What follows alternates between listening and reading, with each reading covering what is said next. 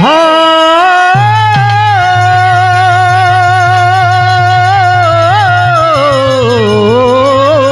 राम।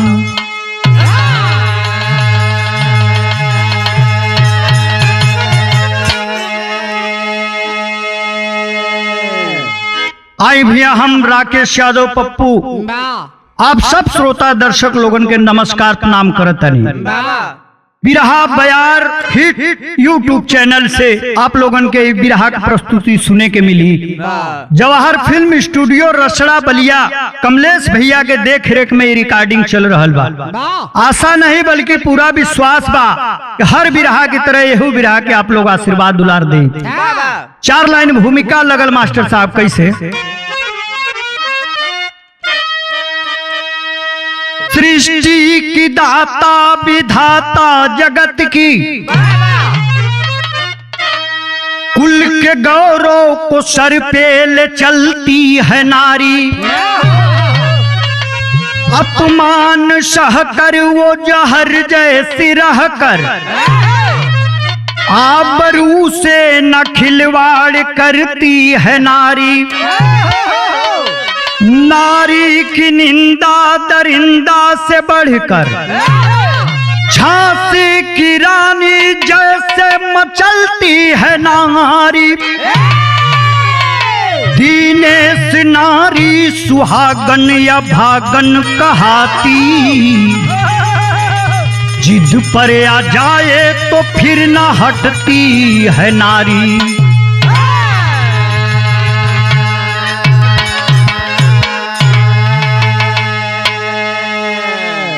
नारी की उपमा कवि ने इतना सुंदर पिरोया है। नारी की निंदा दरिंदा से बढ़कर, झांसी की रानी जैसे मचलती है नारी। दीनेश नारी सुहागन अभागन कहाती, और जिद पर आ जाए तो फिर ना हटती है नारी। एक लाइन गजल लगल मास्टर साहब कैसे बा।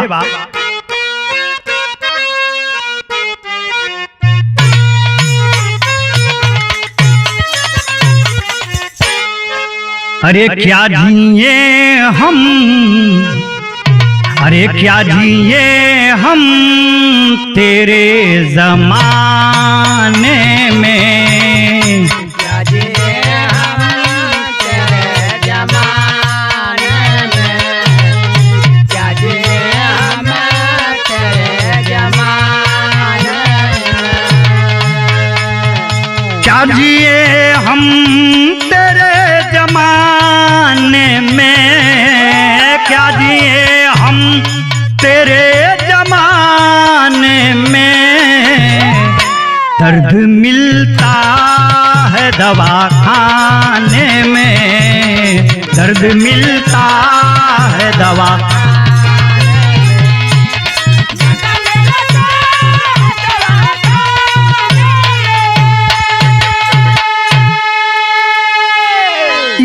गजल रहल है, भाव कितना सुंदर कवि ने लिखा है। क्या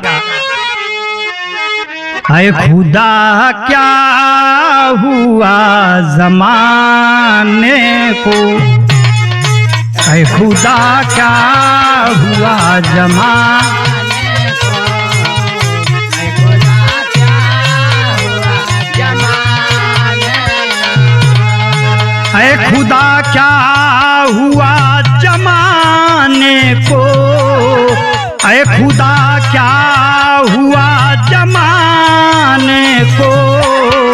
आदमी जल रहा जलाने को। बाबा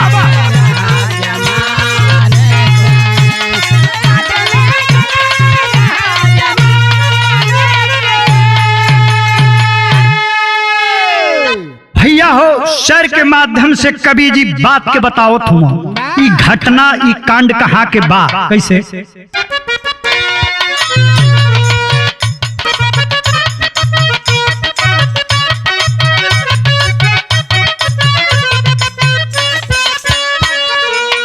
बेवफा जिंदगी की कैसी एक कहानी है, कहीं पत्थर तो कहीं बहती बन के पानी है।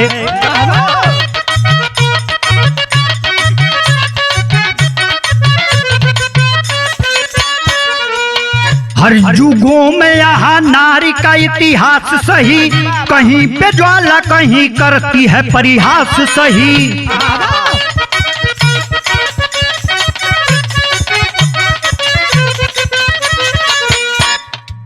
बहादुर बाकुरों की धरती गाजीपुर सुने, आन पे जान देती भारत की है नूर सुने।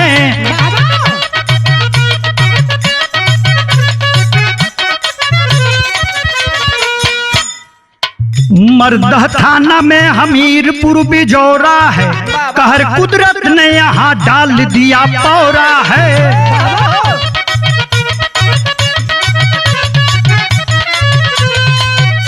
राम बच्चन यादव जी के दुई गो संतनवा हो, बड़ा यजीत छोटा अमित ललनवा हो।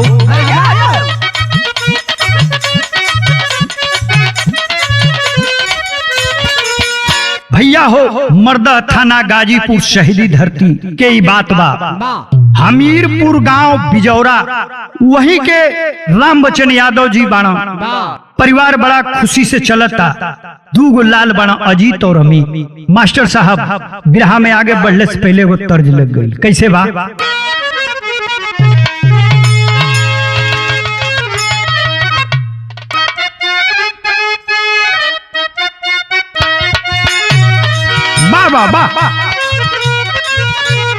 चलतिया झूम झूम देखतिया घूम घूम,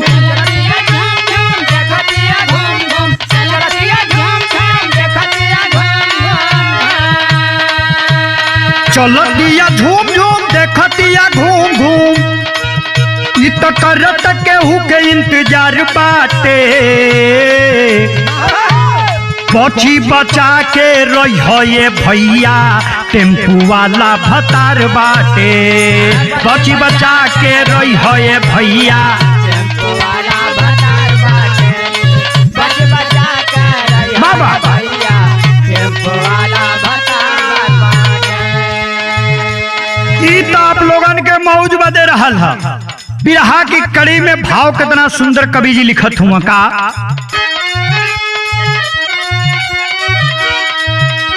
घर की चमनवा में आइल बहार बा, घर के चमनवा में आइल बहार बा, घर के चमनवा में आइल बहार बा। बड़का अजित बेटा भइल हो नहार बा, बड़का अजित बेटा भइल हो नहार बा, बड़का अजित बेटा भइल हो नहार बा। भइल फौज में भर्ती बिरनवा हो। कौआ हमीरपुर खुशी में झूमे राम बच्चन की भवनवा हो। गौआ हमीरपुर खुशी में झूमे राम बच्चन के भवनवा हो। गवा हमीरपुर खुशी में झूमे राम बच्चन के भवनवा। ए भैया बड़का लड़का जौन बाकी फौज में भर्ती हो जाता, गांव में खुशी का लहर बा।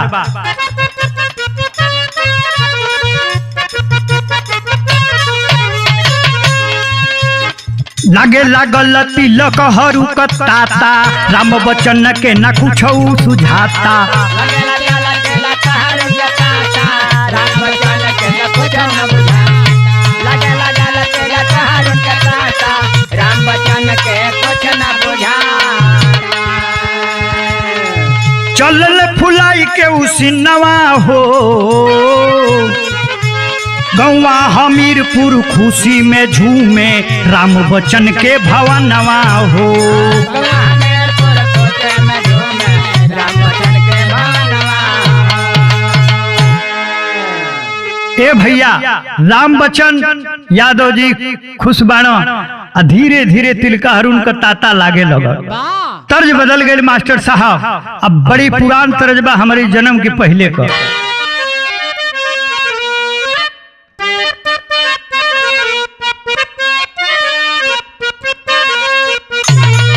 अरे गोरिया रे, अरे गोरिया रे बिजुलिया कहवा गिरी।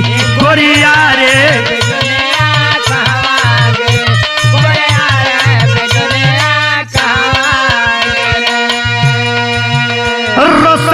भरली गगरिया कहवा गिरी, अरे रस भरली गगरिया कहवा गिरी रे गोरिया रे बिजुरिया कहवा गिरी, गोरिया रे बिजुरिया।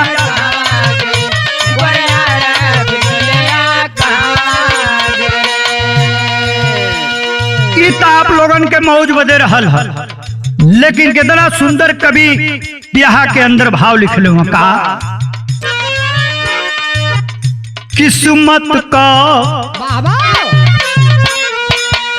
किस्मत का भंवरिया घूमे लागल, किस्मत का भंवरिया घूमे लागल, किस्मत का भंवरिया घूमे लागल। आके खुशी दुआरिया चूमे लागल, आके खुशी दुआरिया चूमे लागल, किस्मत का भंवरिया घूमे लागल, किस्मत का भंवरिया घूमे लागल, किस्मत का भंवरिया घूमे लागल। ये भैया भगवान हर तरफ से कामयाबी खुशी देत हुआ राम बच्चन यादव के परिवार में। अंतरा में कहना बा,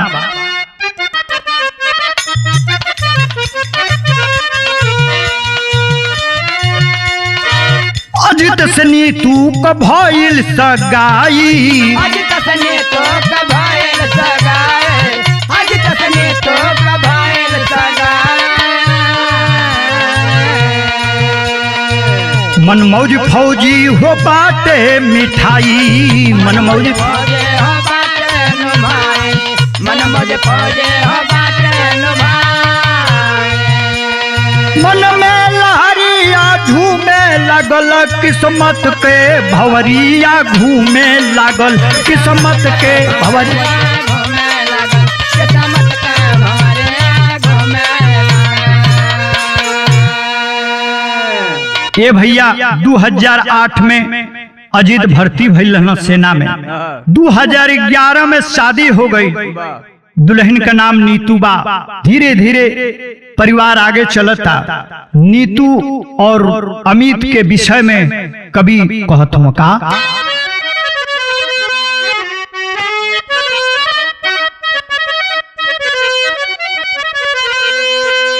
किस्मत कल्ले खा देखा ना कोई, अरे किस्मत का लेखा देखा ना कोई हो, अरे किस्मत का लेखा देखा ना कोई, अरे मिटती ना मिटाए भाग धर्म की रेखा, अरे हो रेखा जा। ये भैया किस्मत का लेखा देखा ना कोई, मिटी ना मिटाए भाग्य धर्म की रेखा, किस्मत का लेखा देखा ना कोई। नीतू के मन में मास्टराइन बने का सपना सजे लगा, धुन लगल मास्टर साहब, बड़ी जोरदार धुन बा। कैसे,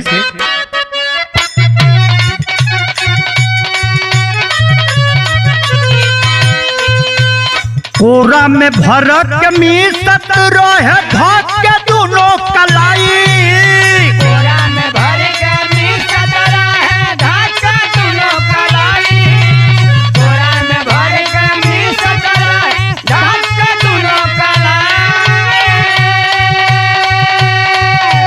कोरा में भर के मीसत रहे धक के दोनों कलाई, हमर ओठलाली के ललाई मुअना बुझेला रस मलाई, हमर ओठलाली के ललाई मुअना बुझेला रस मलाई, हमर ओठलाली के ललाई मुअना बुझेला रस मलाई। ई तो धुन तरज रहा है आप लोगन के मौज बदे। बिरहा में भाव कभी लिखत हुआ का, आइल सुहाग रात के समैया, आइल सुहाग रात के समैया, नीतू पहल चोन्हाई,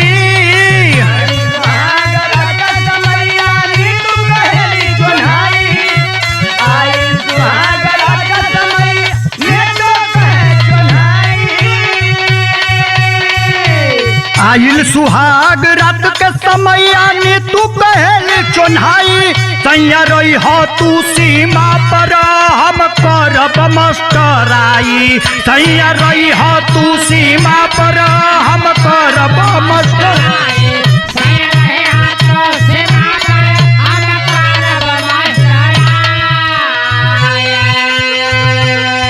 करार हो जाता सिपाही बलम से, तू सीमा प्रदेश का रक्षा करी हो।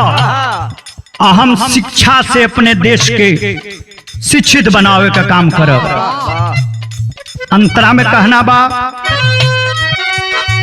BSc टेट कैली ऊ क्वालिफाई।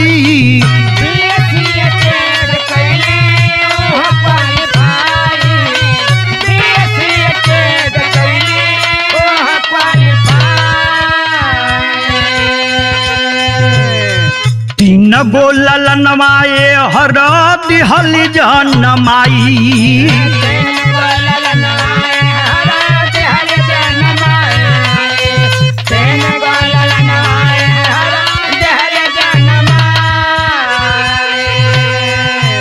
साझे बिहनवा सोचल मनवा, साझे बिहनवा सोचल मनवा लइकन पर गोसियाई।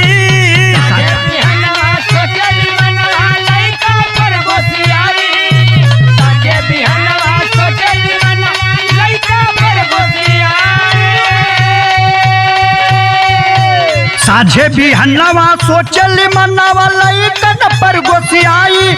सैया रही हो तू सीमा पर हम करब मास्टराई। सैया रही हो तू सीमा पर हम करब।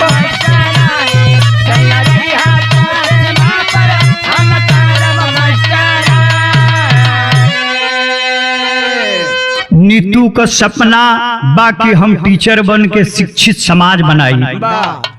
इधर धीरे धीरे भैया हो दूसरों को संतान हो गई, तीसरकियो हो गई। ये भैया तर्ज बदल गई बा। कैसे बा?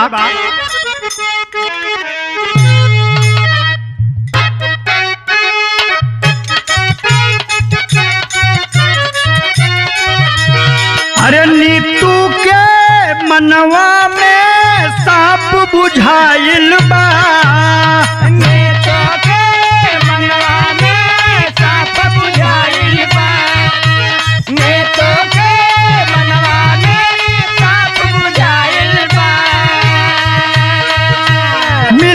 नौकरी छोकरी के पाप समाइल बा। मिले न नौकरी छोकरी के पाप समाइल बा। मिले न नौकरी छोकरी के पाप समाइल बा। रोज रोज लई कन के मारे गरियावे। रोज रोज लई कन के मारे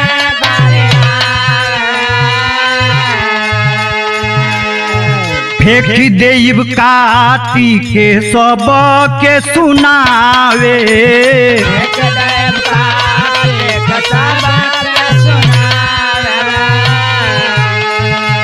कल बुलावे आवे ना अपने आइल बा। कल बुलावे आवे ना अपने आइल बा। कल बुलावे आवे ना अपने आइल बा। मिले न नौकरी छोकरी के पाप समाइल बा। मिले न नौकरी छोकरी के पाप समाइल बा। मिले न नौकरी छोकरी के पाप समाइल बा।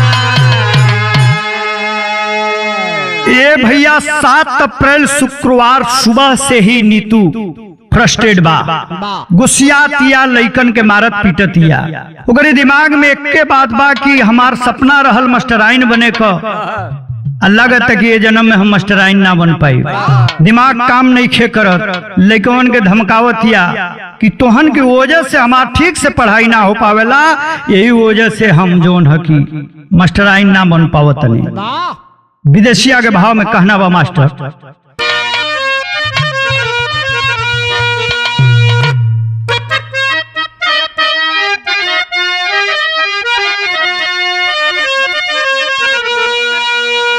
सातय अप्रैल रहल शुक्रवार दिनवा हो,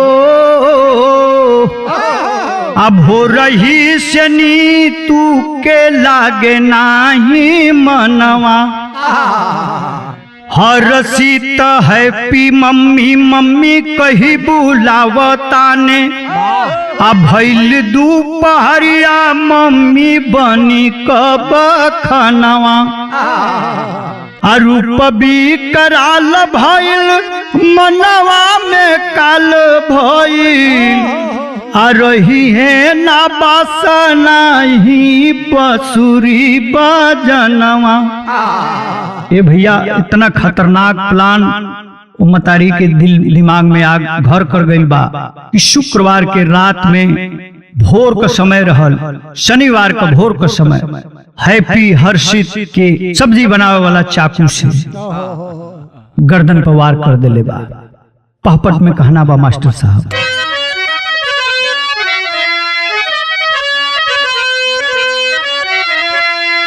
अरे जरे क्रोध में नीतू कायब तनवा मनवा पागल बाप। अरे जरे क्रोध में नीतू कायब तनवा मनवा पागल बा। आबाधा बने जीवन के उललनवा मनवा पागल बाप।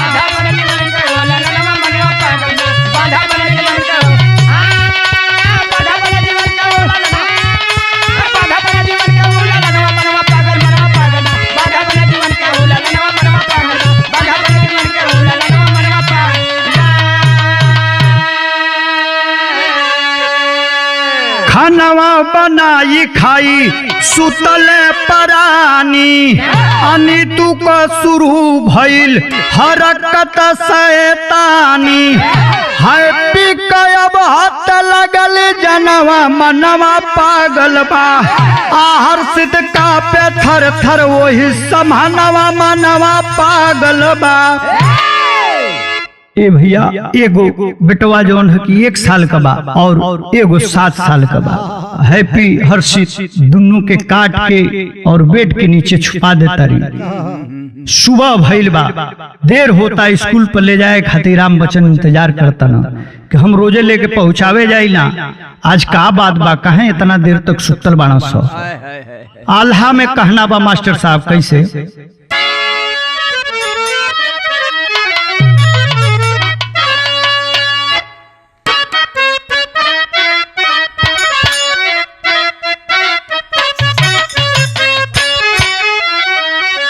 जवन ने पुत्र खातिर लोगा, अरे जवन ने पुत्र खातिर लोगा पत्थर पहाड़ हो पूजे।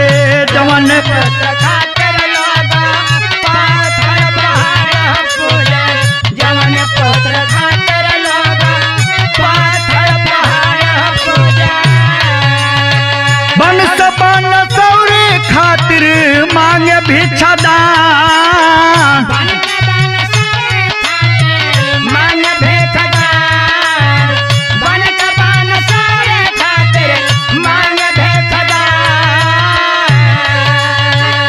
देखो ऐसन माई काहे कैलस कसाई भैया। देखो ऐसन माई काहे बनले कसाई भैया। देखो ऐसन माई काहे बनले कसाई भैया। हाय पी के काटी लिहली हर्षितो का जान। हाय पी के काटी लिहली हर्षितो का जान। हाय पी के काटी लिहली हर्षितो का जान। एक ही कुमरिया वही दुआरिया से झाकत बाटे।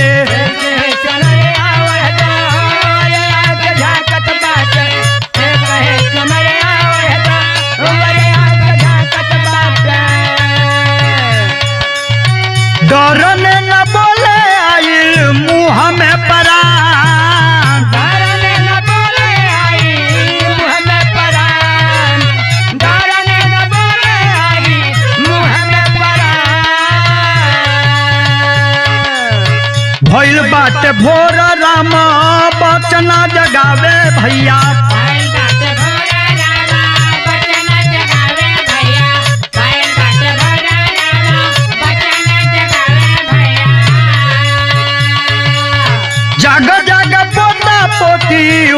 गईल बिहार। जागतारी पोता पोती हो गई बिहार, जागतारी पोता पोती हो गई बिहार। ए भैया जब स्कूल ले जाए का समय भइल है, खोज करे लगल कि कहाँ बाड़ो स, काहे न तैयार होता न स, किचन में खाना बने लगत रहल है, आज खाना काहे लेट होता। आला नंबर 2 लगल मास्टर साहब।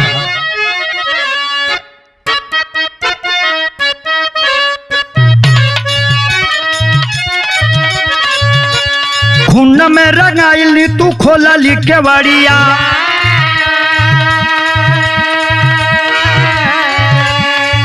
देखे राम बचन गिरल सिर पे आसमान।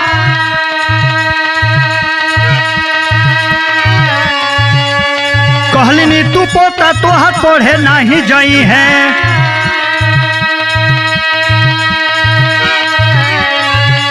जिंदगी का खेला सगरी कोई दिहल बिरा।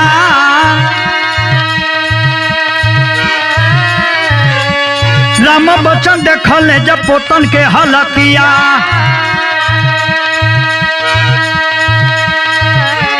निकले ना बोली का पे होई के बेजा।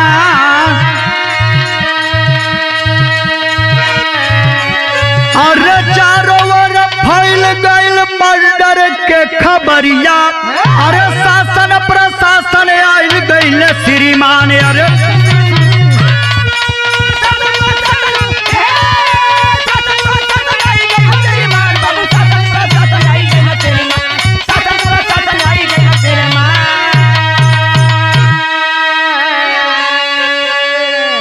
क्यों ऐसा हुआ? एक माँ की ममता शर्मसार हुई।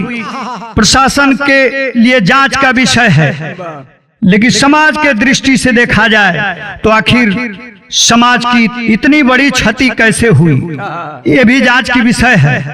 भैया हो खड़ी में कहना बा।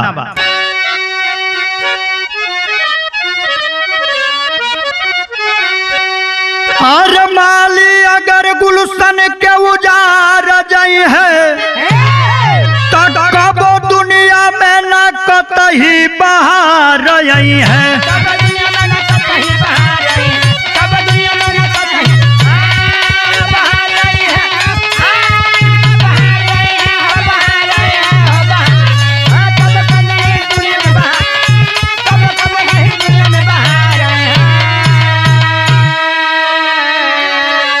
माई के ममता को क्षमता बहिलल, अरोवे आज फौजी कैसन देखे के दिन मिलल।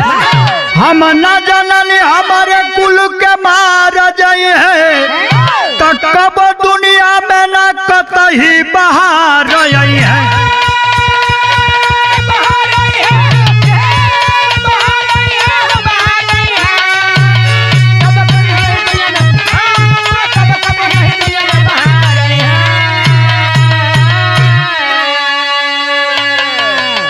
ये भैया कवि की कलम यहीं रुक जाती है। क्या कोई लिखेगा, क्या कोई गाएगा। हृदय विदारक घटना उन नन्हे बच्चों की मृत आत्मा को हमारे तरफ से श्रद्धा सुमन अर्पित है, विनम्र भाव से श्रद्धांजलि है। कहना बा मास्टर साहब। कुसुम पराग स्वामी गुरुदेव काशी पूज्य हमारे, धर्मेंद्र सुरेंद्र गुरु, अरे दिनेश कवि के प्यारे हो। अरे किस्मत का लेखा देखा ना कोई, किस्मत का लेखा देखा ना कोई। राकेश यादव पप्पू खुद को नहीं निरेखा, किस्मत का लेखा देखा ना कोई।